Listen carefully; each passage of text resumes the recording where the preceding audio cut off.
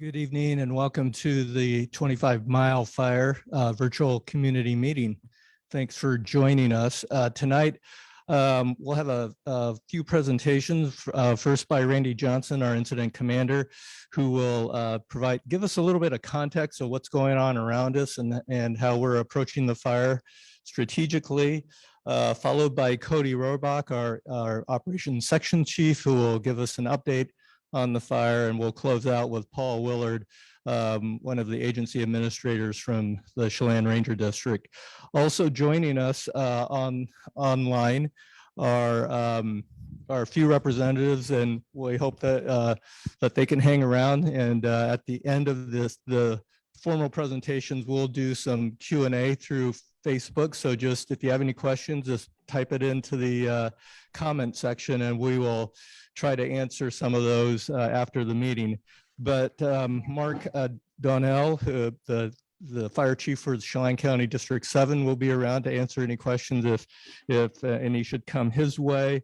Curtis Bryan from the BLM agency administrator, Larry Leach with the DNR, another agency administrator. And I'm not sure if anybody joined us from Chelan County Sheriff's Office. And then Katie Warner, who's our air resource advisor, who can address any questions about smoke. So without further ado, I'll hand it over to Randy Johnson, Incident Commander. Thank you, Stan. Good evening, folks, and thank you for taking some time to join us tonight. So my name is Randy Johnson. I'm the Incident Commander for Pacific Northwest Team 3. We are the incident management team that's been delegated authority by those agency administrators that Stan just mentioned let me get rid of this. I'm getting the cues from behind the camera, just so you know. That's getting used to wearing those. Anyway, that's who we're delegated authority to deal with this incident. So we're here. We're one of the national teams, Type 1 team that's of 16 of those across the country. We are an interagency team made up of folks from all different disciplines. We have federal wildland agencies, Forest Service, BLM. We have state agencies, DNR, and folks from North Carolina, from Oregon. So a big cross section of individuals. We have local government that's involved from different agencies, including myself as a fire chief from a fire district here in Washington State. Our folks come predominantly from the Oregon and Washington area, from Region 6. But like I said, we do pick up folks from out of this region to assist us. So pretty broad based background of individuals. This team has responded on all sorts of incidents of national scale, to include the World Trade Center and September 11th.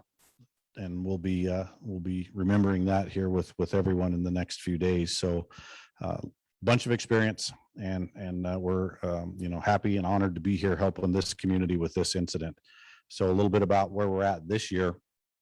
We're at what's called PL, or Planning Level 5, which is the highest rating that we have in our system. That just really speaks to the draw on the system and how many resources are out fighting fires across the country. An interesting note for this year is we're over 50 days at that level. Previous record was just under 40 days. So this early heat wave that we have had this year, that I'm sure most of you remember, really set us up for these conditions. We had that early heat. It stuck around for a while, really accelerated the drying of the fuels that we're dealing with, and has caused us to be in these conditions. So that stress on the system creates a resource shortage. So it requires us to do more with less, is what it amounts to, and to be really deliberate in our strategies, and to prioritize the resources that we do have based on the priorities of the agencies that we're working for. And first and foremost on this incident, as with most, is life safety. That is the life safety of our citizens, of our firefighters, and all those that we are interfacing with. We second look at communities at risk. How do we protect the communities on a larger scale, and the infrastructure and the development that comes with those? So we look at those things, we adjust our strategies and apply the resources that we have to make the most out of those opportunities. Again, it's been a long season, as I mentioned. We've got season ahead of us yet. We're still a ways out from what would be a season-ending event or the weather turning to a point where we can start to breathe a sigh of relief. So we've got some fight in front of us still, and we're being pretty deliberate about how we approach that, managing fatigue of the firefighters to the best of our ability, recognizing that they've had a long season, and we still have again work ahead of us. So as I mentioned, the resource draw is pretty significant.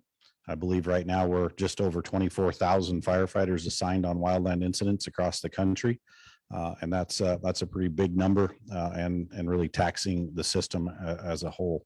So just again, we appreciate the support that we have from the community. Appreciate you tuning in. We will be around after this to answer questions as you have them. But wanted to give you a little bit of information tonight and share with you where we're at currently with this incident and how we're approaching the work ahead of us and how we're interfacing with the community and with the agencies that we're here to work for. So with that, I'll hand it back to Stan and be ready for questions after the meeting. Thank you. Yeah, thanks, Randy. I think I forgot to introduce myself. I'm Stan Hinatsu, Public Information Officer. So I think we'll hand it off to Cody Roback, our Operations Section Chief, and I think it'll take a moment for him to get up and going. So just be patient with our tech here. Should have video and audio going now, Stan. How's my volume? Okay, good. Go for it. Okay. Hey, again, thank you for the introduction, Stan. Cody Roback, one of the operations chiefs with Pacific Northwest Incident Management Team 3, going to cover the current situation on the fire tonight and our future plans. We're going to utilize some of our mapping technology to help us communicate better and show all of you what the firefighters are dealing with out on the line in the current conditions. As you heard Incident Commander Johnson allude to with the extended drought and duration of the fire season has been very, very taxing for a lot of our resources, very taxing on the system. But firefighters are still out there on the line working really hard to deliver on those objectives and the incident priorities of, life safety and protecting those values out on the landscape. There is some good news with moderating weather conditions back to more near normal conditions for this time of the year. And I know a lot of our folks watching tonight are from the local area, and so you recognize that September can still be a very dry and hot month, and things can burn well into October here. But some of the good news is we are closer to better weather. Every day we get closer to a season-ending event and some moisture as compared to if it was early July or August. So those are some of the good news, good things for the firefighters out there on the ground. Now we're seeing a few more resources become available, which is helping us also to meet the objectives, as well as that improving weather. We've got good support with not just our ground resources, but also aircraft that are available to us, to include fixed wing aircraft like the CL-215s that if folks are near Lake Chelan, they may have seen those dipping, as well as some large helicopters supporting our folks on the ground. So we're seeing some resources availability improving. That's helping firefighters out there on the ground. And I think with that, I'd like to go over into some of our mapping technology. I'm going to start with a Google Earth, and I'll be sharing that here. So just give me one moment to boot up. But I'm going to do a Google Earth flyover. It's a 3D mapping product, and show you the fire perimeter. And it should be coming up now. Going to help our viewers orient as I go in on Google Earth here. Again, the fire perimeter is shown in red. So to help folks orient, if you were to look to the south of the fire, in the center of the screen, I'll use the site on the screen to help folks orient. But Wenatchee to the south of the fire, Chelan off to the east of the fire, and of course the Lake Chelan can be seen easily. So again, top of the screen right now is looking to the north. I'm going to go ahead and tip into 3D mode on Google Earth here. What you're looking at is infrared imaging for the fire, and those images are taken typically nightly for us, and they show the most accurate and current fire perimeter. And again, these images were taken from last night, so there's been a little bit of growth over the day, but for the most part, what you're looking at is a pretty good representation of where the current fire edge is. The areas on your screen that you see in yellow are areas of lower intensity heat that were, hotter in previous burn periods, so several days ago. And then the areas without any color are cooler areas because they haven't had fire in there for a while because they burned, potentially a week or more ago. And some of the little red dots you see are the isolated areas of heat where maybe a little pocket of concentrated fuel inside the fire is still burning.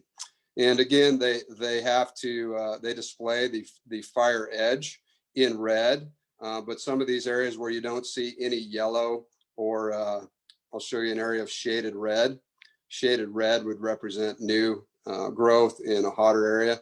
But what you see in these areas without any shaded yellow or shaded red up adjacent to them would be colder areas that are really controlled portions of the fire edge where we've secured those lines, and firefighters have successfully held those lines and mopped them up.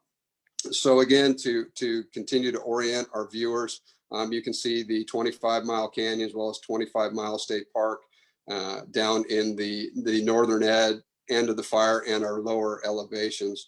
So going to take our viewers around the fire, and we're going to start off the south shore of Lake Chelan.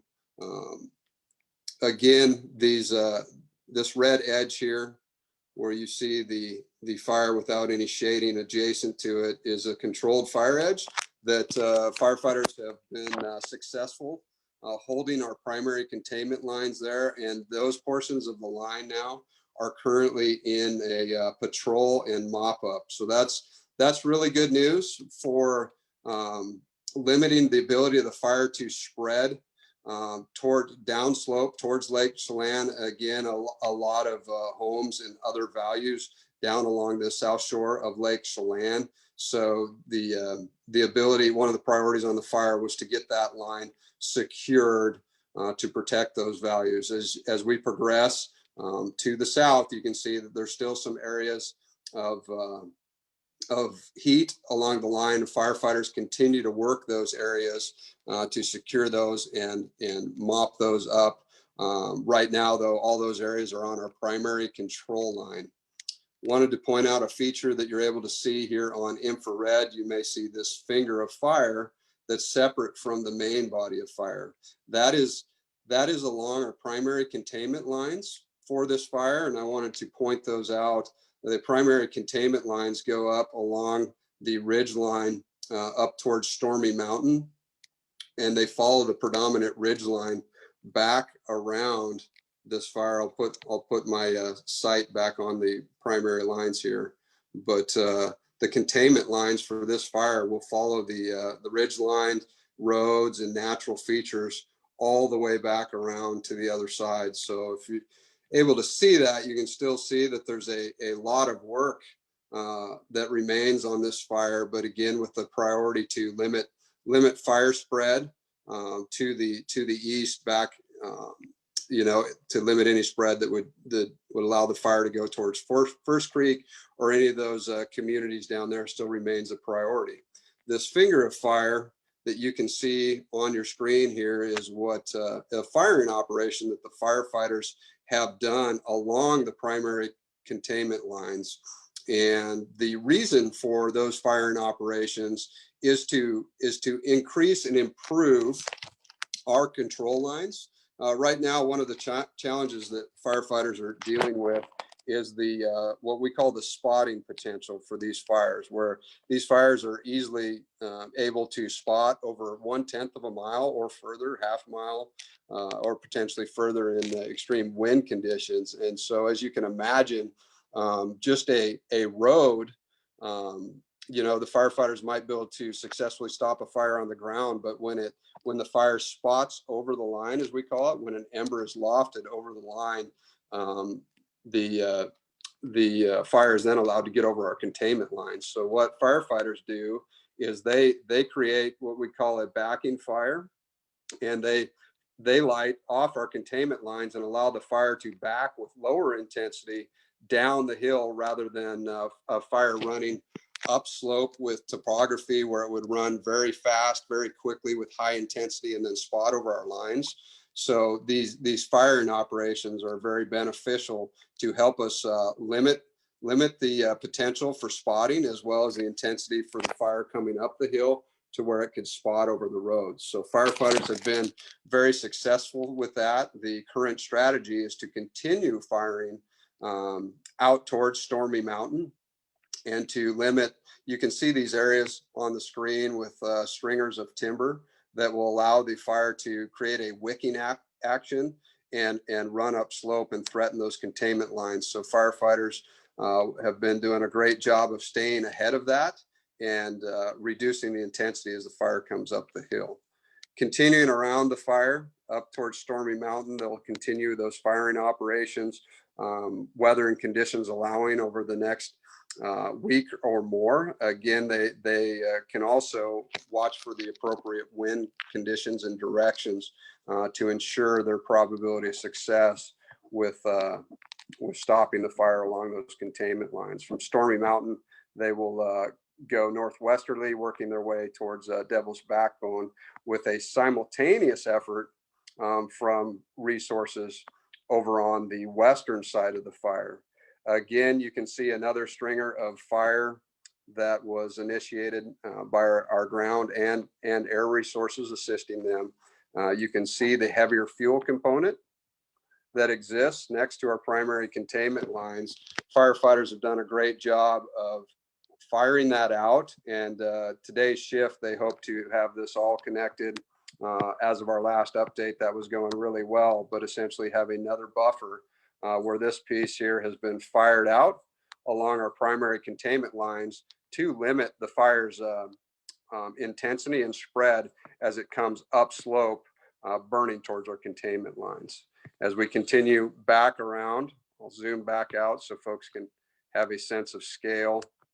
You begin to see 25 Mile Canyon again down at the bottom of your screen, and good news to report that this line here, where you can see yellow, has been in and held for multiple shifts right now. Again, firefighters remain diligent, patrolling and mopping up that line and securing it. But good news that they've been successfully able to hold the primary containment lines along 25 Mile Creek there. With that, I'm going to stop my screen share and come back over. We'll stay on to see if there's any questions in the chat that we can help our viewers with. But thank you for tuning into the operational update. At this point, I'd like to turn it back to Stan Hunatsu, our PIO. I believe Paul Willard, agency administrator with the Okanagan-Wenatchee National Forest, will be up next to speak. Thanks, Cody. Next up is Paul Willard with some closing remarks. Paul? Thanks, Stan. First I just want to start off, give people a little context of the time. So I think it's the fire started 21 days ago.